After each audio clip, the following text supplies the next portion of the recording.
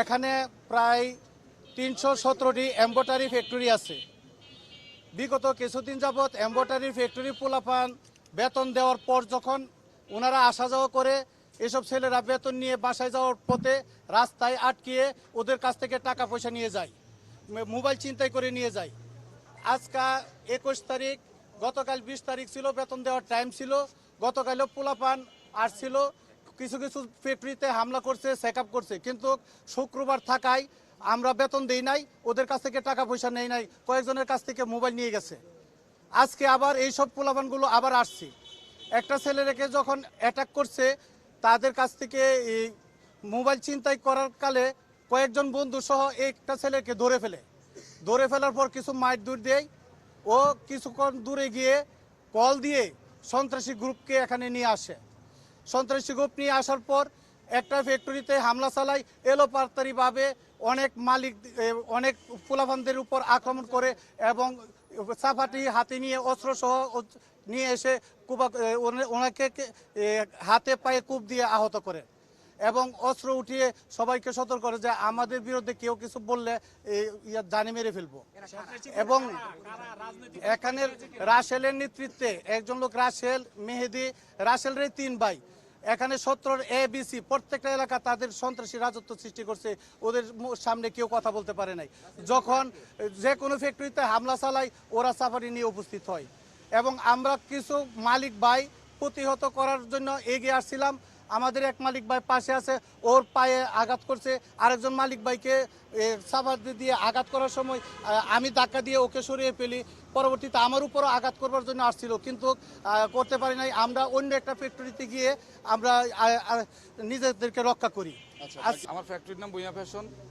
আমি আমাদের মানিক ভাই MT এর স্বত্বাধিকারী মানিক ভাই এবং এই যে আমার আগে যে কথা বলছিল আলম ভাই সহ আমরা চায়ের দোকানে বসাছিলাম। যখন আমরা খবর পাইলাম যে ওখানে ওই আবির ফ্যাশনের মধ্যে গন্ডগোল হয়েছে, তখন আমরা আবির ফ্যাশনের দিকে যাওয়ার সময় আমি পিছনে ছিলাম, আমার পিছনে ছিল মানিক ভাই, আমি মানিক ভাই সহ যাইতেছি। এমন সময় ওরা ওখান থেকে একটা ছেলেরে সম্ভবত খুব ভালোভাবে কোবাইছে। কোবাই আসার পরে ওদের হাতের 7-8 জন ছিল, ওদের সবার হাতে চাপাতি ছিল।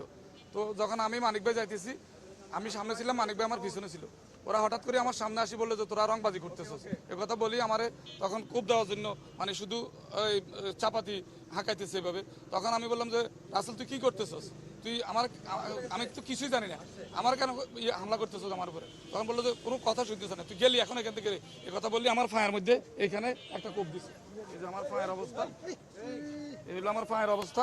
আমার ফায়ার মধ্যে একটা কোপ দিল, পর আমি আর একটা কোপ দেওয়ার জন্য আমার এই ফায়ার মধ্যে হাঁকাইতেছে। তখন আমি ফিসাই ওইদিকে চলে যাই। তখন ওরা দক্ষিণ দিকে চলে গেছে, আদাবারের দিকে। এই হলো অবস্থা। এখন আমরা এটা সুষ্ঠু বিচার চাই। আপনারা যাদেরকে চেনেন তারা আসলে কোন পরিচয় চলে, তাদের ব্যাকগ্রাউন্ডে কিছু আছে নাকি? ওদের কোনো পরিচয় নাই। ওরা সব যেই সরকার যখন ক্ষমতা থাকে ওই সরকার মানে সাইনবোর্ড দিয়ে ওরা তখন এই অপকর্মগুলো চালাই যায়।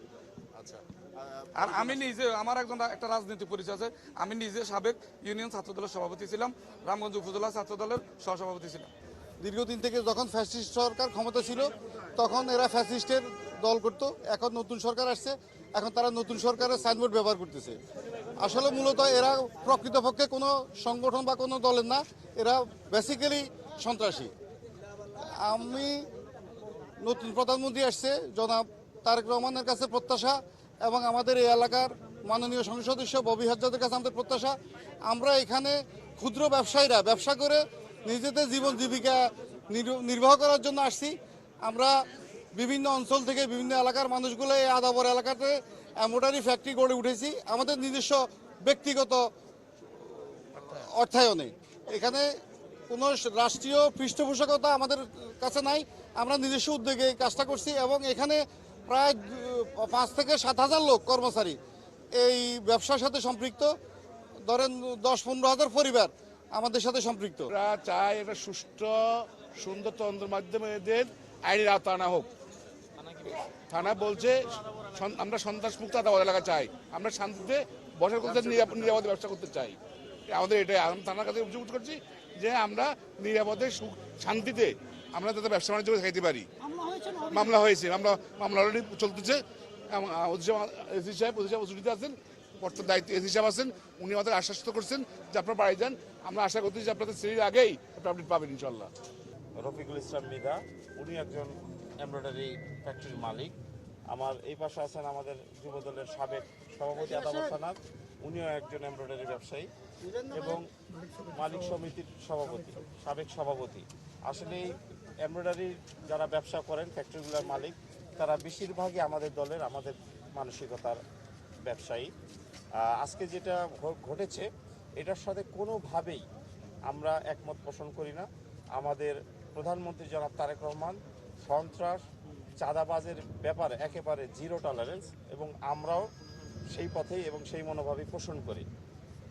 এবং আমাদের ঢাকা 13-তে নবনির্বাচিত জনাব ববি হাজ্জাজ, উনি ঘোষণা দিয়েছেন সন্ত্রাস এবং কিশোর গ্যাং মুক্ত ঢাকা 13 করে তুলবেন ইনশাল্লাহ। আমরা তাৎক্ষণিক খবর পাওয়া মাত্র এখানে চলে এসেছি এবং অপরাধীর কোনো রাজনৈতিক পরিচয় নেই, অপরাধীর পরিচয় অপরাধী, এবং আমরা পুলিশ প্রশাসনকে এবং আইন প্রয়োগকারী সংস্থাকে সর্বাত্মক সহযোগিতা করব। এখানে একটি মানবিক এবং নিরাপদ মোহাম্মদপুর আমরা ইনশাল্লাহ করে তুলব ইনশাল্লাহ। আর কিছু জানা থাকলে বলতে পারেন। এখানে অনেক ঘনবসতিপূর্ণ এলাকা, সে যেই হোক, প্রাথমিক পরিচয়ে একটু জানা গেল, একটা ছেলের কথা জানা গেল, সে যেই হোক তাকে আইনের আওতায় এনে সর্বোচ্চ শাস্তি যাতে নিশ্চিত হয়, আমরা সকলে আছেন তো ইনশাআল্লাহ। একটা আমি একটু আগেও বলেছি, এটা ঘনবসতিপূর্ণ এলাকা এবং অনেক অনেক মানুষ এখানে থাকে, ভাসমান লোকজন থাকে, এখানে আসে যায়। বাসা ভাড়া কম হওয়াতে সুবিধা বলেন অসুবিধা বলেন দুইটাই আছে আর কি। তো জনাব তারেক রহমানের সরকার, আমি দায়িত্ব নিয়ে বলছি, এগুলা এখানে প্রশ্রয় পাবে না ইনশাআল্লাহ।